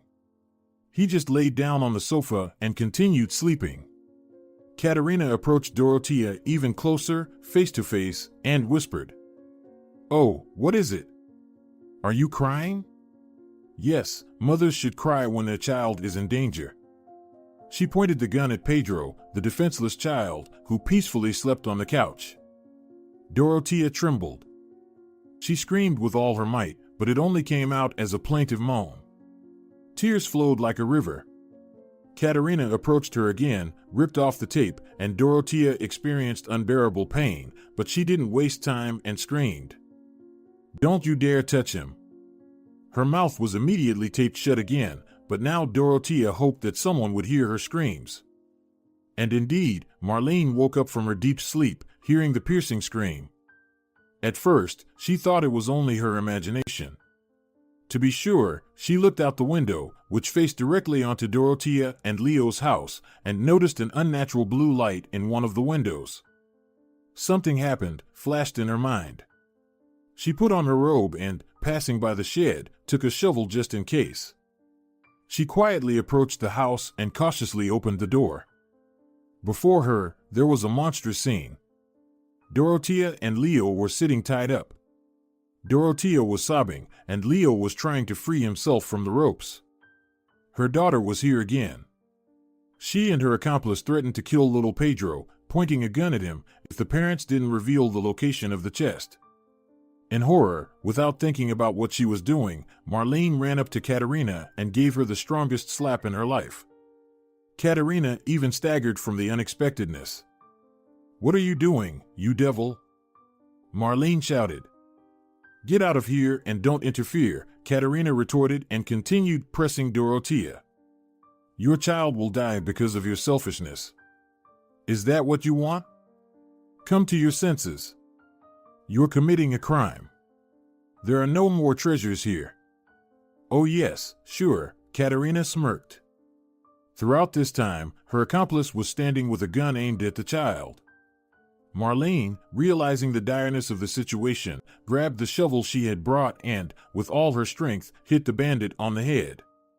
She missed slightly, but still managed to hit the edge. The man, out of surprise and pain, instinctively started shooting. Marlene immediately rushed to Pedro, shielding him with her body. One bullet hit the ceiling, and the other went straight into Katerina's heart. She looked in horror at her partner and, a second later, collapsed to the floor. She didn't even have time to say anything. Her breath stopped immediately, and her heart ceased to beat. Seizing the opportunity, Leo finally freed himself from the ropes and twisted the bandit's hands behind his back. "Call the police!" he shouted to Marlene. She did everything exactly as instructed. The police didn't take long to arrive, but Leo had already managed to tie the bandit's hands, seat him on the couch, and point a gun at him. Meanwhile, Dorothea took her son upstairs and kissed him for a long time. "Everything's fine, my love, everything's fine," she said to him, hugging him as tightly as possible. The police burst into the house with their weapons and ordered everyone to raise their hands and surrender. The bandit attempted to escape, but he failed. "I never knew you were such a fighter, Marlene," Leo joked when they took away the criminal and Katerina's body.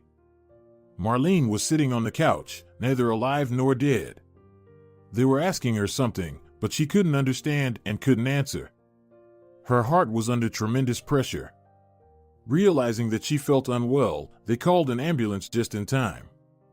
In the clinic, they said she had had a heart attack. Marlene woke up the next day. She saw a white room, a white ceiling, and a nurse who had injected something into her vein. "Your relatives will come to you soon," she informed and left. A few minutes later, Dorothea, Leo, and Pedro on her arms, Alfredo and his parents burst into the room. All of them were very concerned. Alfredo brought wildflowers, Pedro brought a balloon, and Dorothea brought Marlene her favorite raspberry jam, which she had made herself. "Is all of this for me?" the woman wondered. "Yes, for you, Grandma Marlene," Alfredo exclaimed, hugging Marlene. "We are so glad you're feeling better." "We were terribly worried about you," said Dorothea. "Oh, you shouldn't have," Marlene blushed in embarrassment. Marlene spent another week in the hospital. Every day someone visited her, Leo with Dorothea, Alfredo with his parents, who shared news about everything happening in the world. "Oh, and when you come back, we'll throw you a cool party," he announced. "It's a secret, though." "Oh, you chatterbox," Marlene jokingly scolded him. When she was discharged, she needed to use a wheelchair for an entire month. But it was not a problem, as they now had a large car that could accommodate anything. Finally, they brought her back to her home. Leo unloaded the wheelchair, placed Marlene in it, and drove her into the house. As soon as the door opened, the lights came on, and inflatable balloons floated to the ceiling. Everyone stood with gifts and a cake, shouting in unison, "Surprise!" Marlene warmly thanked everyone and sat down at the table. As she explored the house, memories of the past night cut through her consciousness like a knife. Her daughter had died, and she hadn't even felt anything. She felt bitter and ashamed of her indifference to her daughter's death. However, she was terribly frightened for the fate of Dorothea and her son Pedro, who had narrowly escaped death. Perhaps her true love now lay in them? By the end of the evening, Marlene was informed that her daughter's accomplice had received several years of imprisonment. So, in the twilight of her years, Marlene found a really loving family. They valued, respected, and loved her until the end of her days. Dorothea became like a daughter to Marlene. She devotedly cared for her, even when Marlene became bedridden. But she still had a whole 10 years of productive and happy life ahead of her. Dorothea and her husband always remained sensitive and understanding. And when someone said that, legally, they were not a real family and couldn't be considered one, Marlene just smiled in response, as a true family is not only those connected by blood but also those who love, respect, and care for each other. For kinship is not only in blood but also in the call of the heart. If you're enjoying it as well, leave a like and subscribe.